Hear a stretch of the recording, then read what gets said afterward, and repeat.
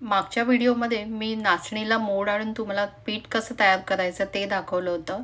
या व्हिडिओमध्ये त्याच नाचणीच्या पिठापासून मी अप्पे तयार केलेले आहेत. बघा किती छान ते फुलले गेलेले आहेत. कुठेही गिचके झालेले नाही आहेत आणि चवीलाही खूप छान लागतात. तर नमस्कार मैत्रिणींनो, गीताज किचनमध्ये तुमचे खूप खूप स्वागत. आता त्यासाठी लागणारं साहित्य इथे मी आता बघा अर्धा कप हे मोड आलेलं नाचणीचं पीठ घेतलं आहे. त्यानंतर यामध्ये रवाळ टेक्स्चर येण्यासाठी मी अर्धा कप बारीक रवा घेतला आहे. तसंच मी घरी लावलेलं ताजं दही आहे, ते दही मी पाव कप घेतलेलं आहे. आणि त्याच्यामध्ये आपण आता भाज्या तुमच्या आवडीनुसार घालू शकता. इथे मी अर्ध्यापेक्षा थोडासा कमी बारीक चिरलेला कांदा घेतला आहे. त्याचप्रमाणे इथे बारीक चिरलेला गाजरही अर्ध्यापेक्षा थोडा कमी घेतला आहे. थोडीशी मूठभर अशी कोथिंबीर बारीक चिरून घेतली आहे. एक इथे मी तिखट मिरची घेतली आहे. तर मिरची तुम्हाला इथे तुमच्या चवीनुसार किंवा जसं तिखट हवं त्यानुसार घालायची आहे. त्याचप्रमाणे चवीप्रमाणे मी इथे मीठ घातलं आहे. आणि मीठ घातल्यानंतर हे चांगलं आता आपल्याला मिक्स करून घ्यायचं आहे. आता मिक्स केल्यानंतर जसं पाणी लागेल तसं थोडं थोडं करून पाणी घालायचं, कारण अगदी आपल्याला हे पातळ करायचं नाही. कारण त्याचे आपल्याला अप्पे तयार करायचं ते इडलीच्या बॅटरप्रमाणे झालं पाहिजे. आणि याच्यामध्ये आपण रवा घातला आहे, तर रवा घातल्यामुळे ते थोडंसं नंतर थोडा वेळ जेव्हा आपण मुरत ठेवतो तेव्हा ते फुललं जातं. तर त्यानुसार याच्यात पाणी घालायचं आहे. तर आता हे बघा याप्रमाणे मी एवढं पाणी घालून थोडंसं 15 मिनटं मी हे झाकून ठेवणार आहे. तोपर्यंत जो रवा आहे तो चांगला फुलला जाईल आणि आपल्याला ते बॅटर कसं किती पातळ कितपत घट्ट हवं आहे ते कळेल. तर मी इथे थोडा वेळ झाकून ठेवते आणि त्याच्यानंतर ह्याच्यासाठी लागणारी एक चटणी तयार करूया. तर इथे मी अर्ध्यापेक्षा थोडंसं असं ताजं किसलेला नारळ घेतला आहे. त्याच्यानंतर इथे 2 टेबलस्पून मी डाळवं घेतली आहे. मूठभर अशी कोथिंबीर घेतली आहे. 2 तिखट मिरच्या आणि 3 लसणीच्या पाकळ्या घेतल्या. तुम्ही लसणीऐवजी आलंही वापरू शकता जे लसूण खात नाही. चवीप्रमाणे मीठ घेतलं आहे. पाव चमचा मी इथे जिरं घेतलेलं आहे. आणि ह्याला चटपटीत अशी चव येण्यासाठी अर्धा लिंबू घेतला. तर हा अर्धा लिंबू मी पूर्ण ह्याच्यात घालणार आहे. त्याचमुळे या चटणीला खूप छान चव येणार आहे. इतक्या साहित्यातच याला ना फोडणीची गरज आहे ना कुठली गरज. एवढं घालूनही न फोडणी घालता ही चटणी खूप छान होते. तुम्ही हवं असल्यास ह्याच्यात आपला जो पुदिना आहे तोही घालू शकता. तर आपली आता इथे चटणी तयार आहे. तर आपण अप्प्याचं पीठ बघूया.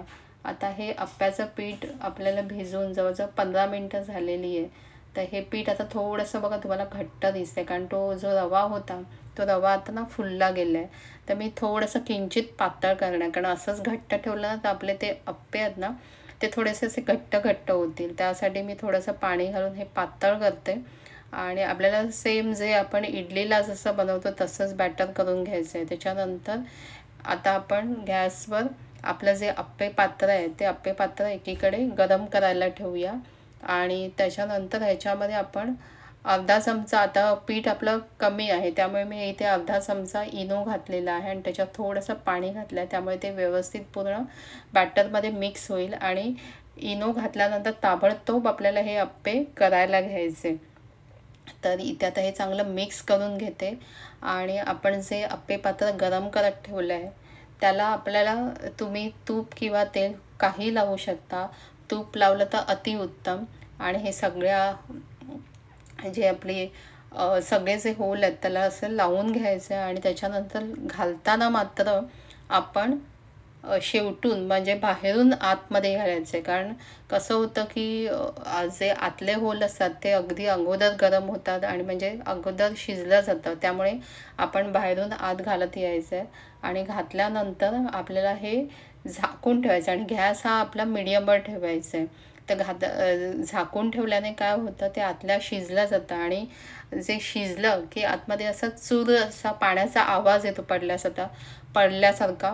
तेव्हा ते झाकण काढून घ्यायचं आहे. आणि त्याच्यामध्ये बघा आता तुम्हाला थोडं ते अप्पे असे त्या अप्पे पात्रापासून थोडेसे वेगळे झालेले दिसत आहेत आहे. तर त्याच्यामध्ये आपल्याला सगळीकडे आता तेल सोडायचं आहे आणि ते उलटून घ्यायचे आहेत. तर मी आता हे तेल सोडून, तेल किंवा तूप सोडा, त्याच्याने आपण जर तुम्हाला अधिक पौष्टिक बनवायचे तर तूप सोडा. आणि मग आपण हे पद्धत तुमच्यावर आहे, तुम्हाला कितपत जास्त लाल करायचं आहे. एवढे पण इनफ आहे, छान लागतात. पण काय काय लोकांना थोडेसे असे जास्त भाजलेले आवडतात, तर तेही तुम्ही करू शकता. आणि पुन्हा आपल्याला जर अप्पे जर सॉफ्ट हवे असतील, नरम हवे असतील, तर पुन्हा झाकण ठेवायचं आहे, नाहीतर काय होईल ते कडक होतील. तर त्यामुळे आता हे बघा अप्पे आपले तयार आहेत, छान झालेले आहेत. तर तुम्ही नक्की हे अप्पे करून बघा आणि कसे झाले मला ते कमेंट्स करून सांगायला विसरू नका. हे अप्पे या पिठाचे जे मी पीठ तुम्हाला दाखवलं त्याचे तुम्ही अप्पे करू शकता, उकड करू शकता, त्याचं पातळ असं सूप करू शकता, म्हणजे जे एजेड लोक आहेत त्यांना सूप करून देऊ शकता. ह्याच्यात वेगवेगळ्याच्या भाज्या घाला तुम्ही आणि बघा जे म्हाताऱ्या माणसांना चावायला जमत नाही त्यांनाही देऊ शकता. ते इतके हे छान अप्पे. आता तुम्हाला ही चटणी पण अशी चटपटीत अशी चटणीसोबत खाऊन बघा. आणि हा जर मी जो व्हिडिओ केला आहे तो व्हिडिओ आवडल्यास माझ्या व्हिडिओला लाईक, शेअर आणि सबस्क्राईब करायला विसरू नका. आता मी तुम्हाला एक तोडूनही दाखवते बघा. तो छान आतून असा फुलला गेला आहे, कुठेही कच्चा राहिलेला नाही. आणि ह्याच्यात भाज्या पण आहेत, तर जी तुमची मुलं कुठल्या भाज्या खात नसतील तर त्या ह्याच्यात तुम्ही बारीक चिरूनही घालू शकता. खूप छान होतात. तर आता मी हे